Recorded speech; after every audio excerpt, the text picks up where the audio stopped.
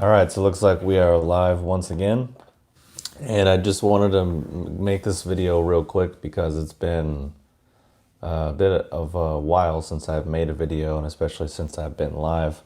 So I'm going to quickly go over 5 ways to help deal with stress and anxiety naturally, but it's actually probably going to be 6 or 7 because, of course, I'll add things in. So one of the first things to look at, which a lot of people don't recognize or don't ever think about. And this is something that I talk about in all my videos, and one of my biggest health recommendations for people, especially if we're dealing with this, is actually being regular and consistent in meals and not skipping meals and not allowing our blood sugar to go all over the place. Because oftentimes people think they're having emotional experiences or reactions, but sometimes it's just their blood sugar's out of whack, and that puts their body into even more of a stress state, and then they just experience another external stressor, and then they go into even more stress. So that's a really important thing to dial in, and having breakfast especially, and then working through and staying regular with the meals and staying consistent with that. And also the side part to that is minimizing alcohol and sugar, which sugar and alcohol are kind of one and the same. Like, you drink alcohol, it turns to sugar. So like, people can get a temporary benefit, but over the long term, if they are already dealing with these issues, it's probably going to make it worse. Yeah, same thing with sugar. You eat it, feels good for a little bit, and then after a while, you probably end up feeling worse. And in general, eliminating sugar, I think, is just a better way to live if you're interested in emotional and mental stability. And it's just a thing which really throws a lot of people out of whack. So that's the first thing to take into account. A second thing is actually taking action and doing things pragmatically and proactively. So some of those people are dealing with stress and anxiety, and they get sort of stuck. So sometimes you can actually look at, all right, well, what can I actually do, or what do I actually need to do? And oftentimes people are having anxiety because they're avoiding something, or because they're not doing something that they know they should do. So sometimes looking at something, say, okay, here's what I think is actually the problem. What can I actually do? What are the actual action steps? And then taking them. Then at a certain point, you're like, well, I did everything that I think I can do. So at a certain point, I can't really worry about this anymore. Or you realize, oh, there's absolutely nothing I can do about this. It's completely and utterly outside of my control. So otherwise, you can help your mindset a little bit. So the third component would be actually moving on a regular basis, and learning some key areas to target through stretching, through exercise, or through self-myofascial release, or like foam rolling or different types of massage balls. So getting into your psoas or your glutes, or these areas up here, things which typically lock up and freeze up when we're under stress or anxiety. Learning to keep those things moving and mobile, and or using self-myofascial release things, or getting Bodywork, things like craniosacral therapy, or fascial stretch therapy, or even Thai massage. Things can be incredibly beneficial, incredibly useful to help actually calm and open the body up, because it kind of can create a negative feedback loop where these areas lock up. So that sort of pushes everything up in our body, kind of like if you have a bottle that's half full of water and you squeeze the bottle at the bottom, the water kind of goes to the top. Well, your body is sort of doing that, so it's sending everything up, creating too much pressure in the heart and in the head, and then that becomes the baseline, and then just that builds over time, and of course that's going to cause problems.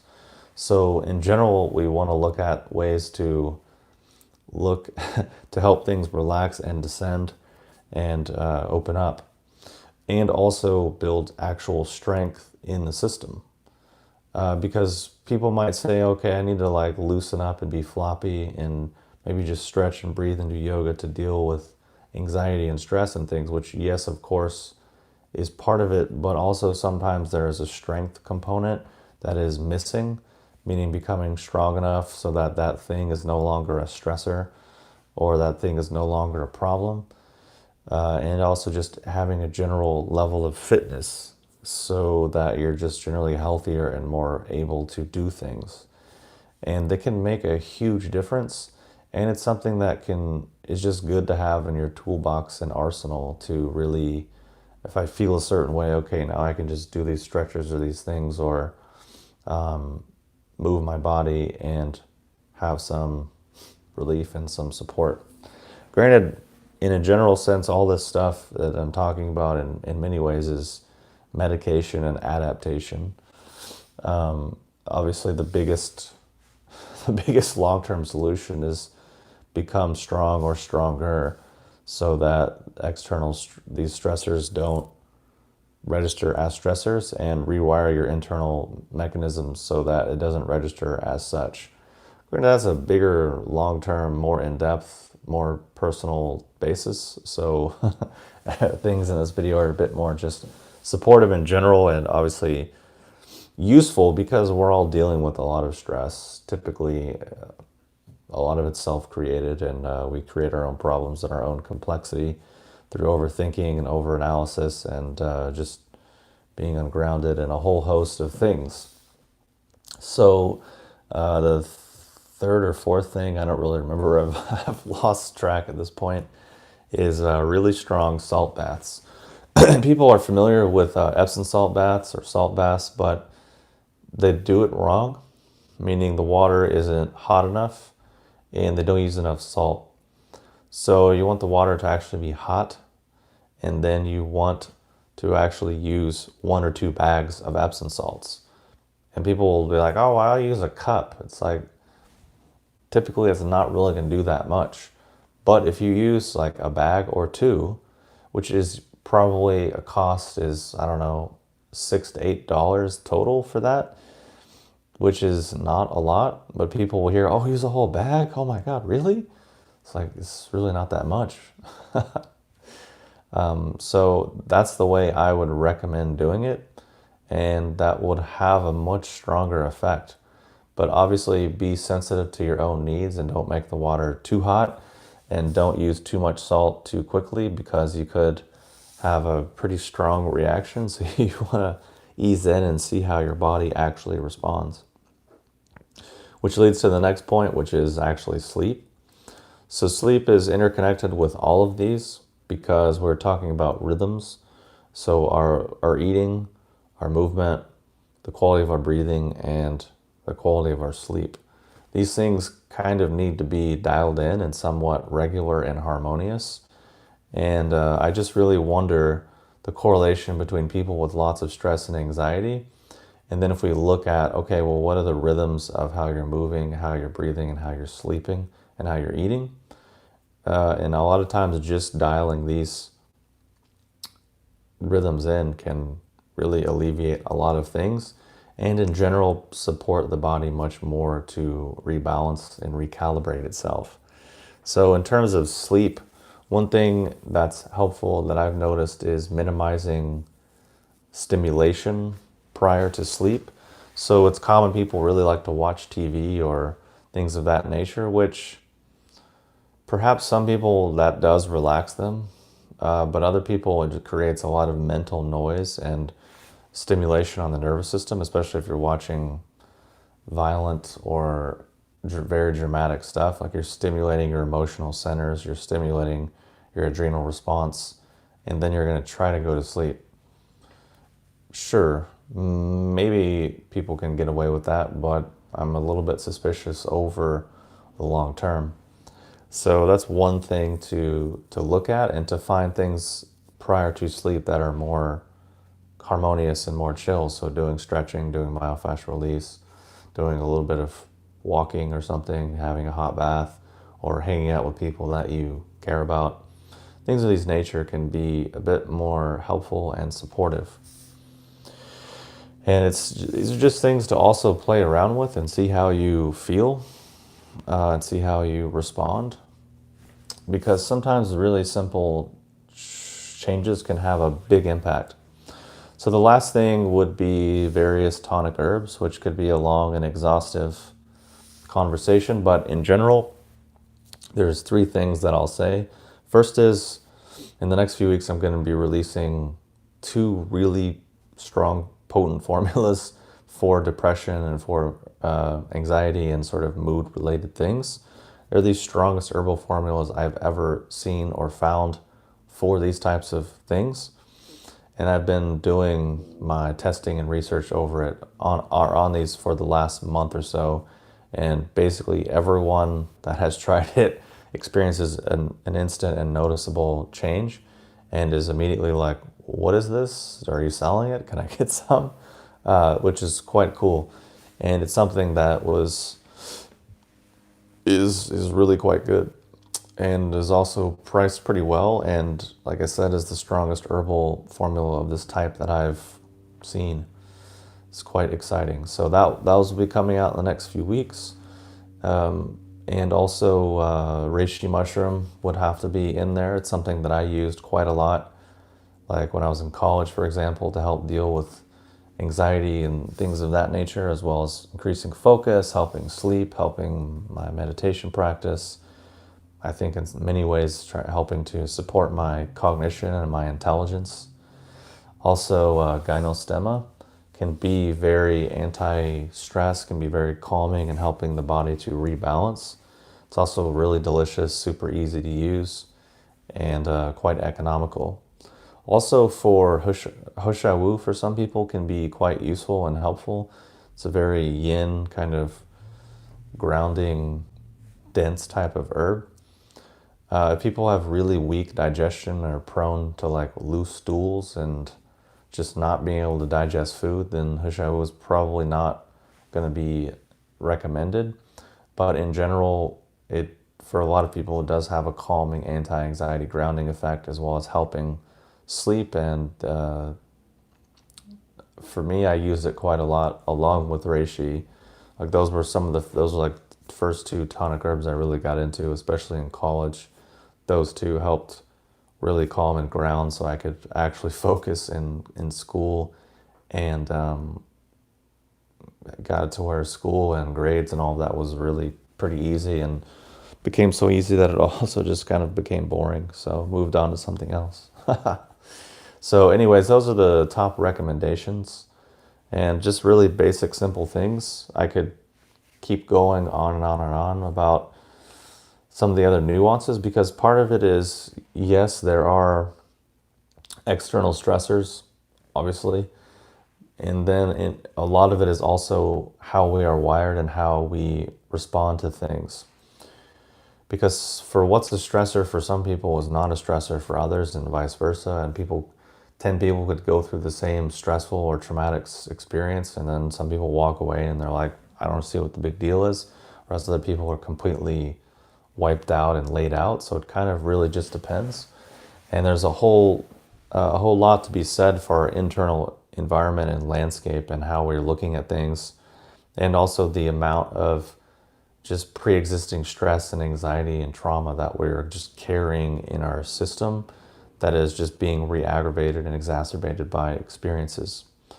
But that's kind of a bigger, longer subject, which we'll get into another time. But I just wanted to give quick, simple, easy, cheap. Most of these are free. I mean, just small changes that we can make. And yeah, I highly recommend doing these things, just because in general they're also very healthy and supportive. Kind of like the food thing. I put out a blog a few weeks ago basically telling people just cut out cold foods, cut out damp foods, and just eat hot and warm foods. And people already notice a big difference just from that simple, easy thing. So that's it for my video. I just wanted to do it live because it's honestly quicker and easier for me than setting up my camera system, filming, rendering, editing, uploading. It's just a bit of a hassle, and I probably will not doing it. So I think there was a question, what did you eat today, for example? Well, it's 8 a.m. here. I got up at 6 a.m. and I've been doing work and drinking water and catching up on messages and emails and stuff. So I have not yet eaten, but I boiled some potatoes, and I'm gonna saute up, I think I have some peppers and zucchini. So I'll saute it up with probably some sausages and eggs, and then I'll probably have a bar after that for a snack. And then think I'm gonna be heading out for a hike and trying to get some time outside while the weather is still good. So that's that question. So for the long term, I'll just throw in another announcement for people who are interested, is I'm thinking about going on a schedule where I'll post 2 videos a week, and then maybe once a week or once every 2 weeks do a live stream. So like post a video on Monday, do a live stream on Wednesday, post a video on Friday, or that, but then every other Wednesday do a live stream, something like that, just to get on more of a regular schedule and a flow in terms of videos and live stream, and just get that more dialed in and regular, because I think that would be helpful and useful. So anyways, thanks for watching this video. I hope it's been helpful. I highly recommend doing the things. I think there's like a self-help quote in here which says if you want things to change, you have to change the things that you do, or something like that. I don't remember who I just paraphrased or completely bastardized, but there's a lot of truth to that. Meditation is good for anxiety. Actually, for some people, it can make it worse. People think meditation, or what they generally mean, is mindfulness and calm breathing, because that's not meditation. But mindfulness and calm breathing for some people can be helpful, but in actuality for others, it can just exacerbate and make their symptoms worse, because they become more hyper aware of what's happening inside of them, which is more anxiety and more racing thoughts. So it's, yes, helpful, but I think it's a little bit dangerous to say it's like good for everyone all the time, unless we have professional help, professional guidance, or have a strong enough internal character to deal with these things, because awareness is not always a positive and useful thing. We need the strength and the resources and the actual tools and skill sets to deal with what we find and actually perceive what we find in a clear and accurate way, versus it's really easy for people to already be operating under a lot of delusion and anxiety, and then encounter something inside of them, and their interpretation is just more anxiety and more delusion. So they become more anxious and more deluded, but they think they're now spiritual and insightful and a meditator. So their self-image starts to contradict their experience. So then they become even more confused and difficult to deal with and communicate with as a human being. That is a very common thing, which one needs only go on Instagram or in social media to look at. But in terms of feeling ungrounded or whatever, I think a hot bath or exercise or body work is better and quicker and easier and more effective and useful. Or just doing like some kind of guided relaxation where you're like tense, tense, tense, relax, tense, relax, and you're laying on the ground or something like that is much more useful, or some type of guided hypnosis for relaxation. I think those things are probably better than trying to spiritualize problems or think that meditation and self-help is some kind of medical panacea, which it isn't. My opinion is that it makes people worse, typically. But that's a bit of a different thread. But anyways, I appreciate you chiming in and sharing your thoughts on the live stream. Yes, of course, it all very much depends on the person and their constitution and what they're dealing with. And of course, yeah, it's difficult to make blanket statements for these types of things, because can be a lot of variation. Absolutely. So that's why in many ways we have to have a certain degree of honesty and willingness to experiment and see what works and what helps for ourselves. Anyways, thanks for tuning in. Thanks for watching this video. It's twice as long than I expected it would be, but I'll be back again soon. Hope you enjoy your day, and I'll talk to you later.